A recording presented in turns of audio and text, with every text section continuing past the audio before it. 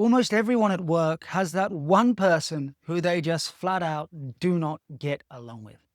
Their mere presence can send your nervous system into fight or flight, and days later, you're still rehashing the interaction in your mind, wishing you'd said something different or maybe nothing at all. In this video, I'm going to show you why these dynamics happen, how to regulate yourself when they do arise, and the simple but powerful shift that turns your nemesis into your greatest leadership teacher. But first, what's actually going on beneath the surface? Well, here's the uncomfortable truth. That person is touching something raw inside of you. They don't trigger everyone, after all. It's often just you, which means the charge you feel isn't just about them. It's about the shadowy, unintegrated complexes they activate inside of you. This insight does two useful things. First, it brings humility, because while your judgments feel objective, they're not. They're projections filtered through your wounds and wiring. And second, it opens the door to self-awareness, because people will show you where you're stuck if you take the time to reflect instead of react. Therefore, before labeling someone a menace, reflect and ask yourself, is this objectively problematic, or is it simply a style clash? The simple test to assess for this is simply ask, would a video camera have recorded it? Would others be just as shocked as you were? Or are you reacting to a subtle polarity mismatch? And that's the key, polarity. So much of human conflict comes down to this. Our rational intellect perceives a world of opposites. Hot only exists in contrast to cold. Kindness is defined by the absence of cruelty, and what's right is shaped by what we label wrong. And when someone shows up at the opposite end of your spectrum, it can feel like they're from another planet.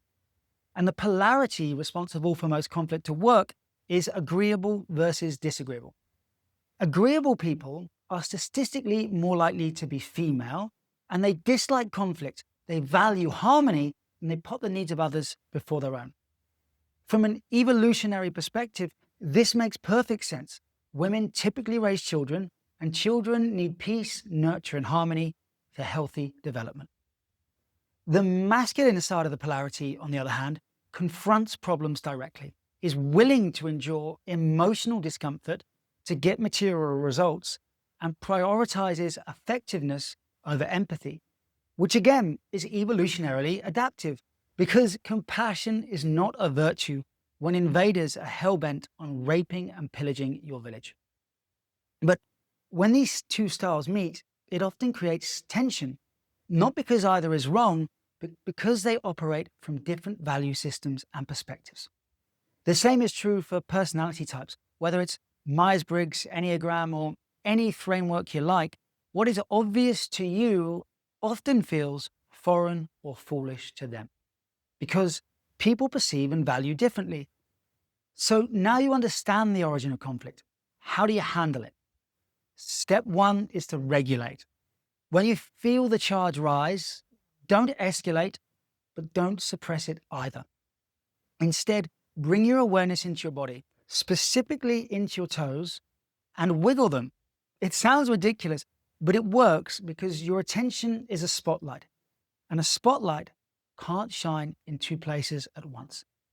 So when you move it into your feet, you interrupt the emotional circuitry in your head and your heart. You break the loop before it detonates. Then, once you've navigated those few seconds, I want you to get curious, because it's impossible to be angry and curious at the same time. And your aim now is two things: not to escalate the emotional intensity and to get more data. Because unless you understand the logic behind their perspective, you'll keep reacting to their tone instead of engaging with their substance. So simply ask them, why would you think that? Or a variant most suited to the situation you're in. Then, if you do feel too activated to respond, defer the conversation. Just say, let me get back to you on that. It's a powerful boundary, and it stops you from saying something you'll later regret. And now for the deep way to perceive this relationship that will totally change your perspective. See this person not as a curse, but as a curriculum. In my coaching practice, I often tell clients on the verge of quitting their jobs because of their nemesis, you can leave, but if you don't do the inner work, your next job will feature the same person with a different name in drag. Because life has a way of repeating the lesson until you pass the test. So instead of fantasizing about escape, ask, what part of me is this person inviting me to grow? Is it boundaries, assertiveness, compassion, confidence, patience, self-regulation under pressure? Whatever it is, if you learn the lesson, you'll grow stronger, freer, and wiser. In this instance, your nemesis is going to become your mirror. Their presence will awaken your curriculum. And the sooner you master it, the sooner you get to graduate to new and better challenges. So, what's been your greatest trigger in the workplace? How do you handle it? I'd love to hear in the comments. And if you got value from this, your likes and your shares are much appreciated. Trust what resonates.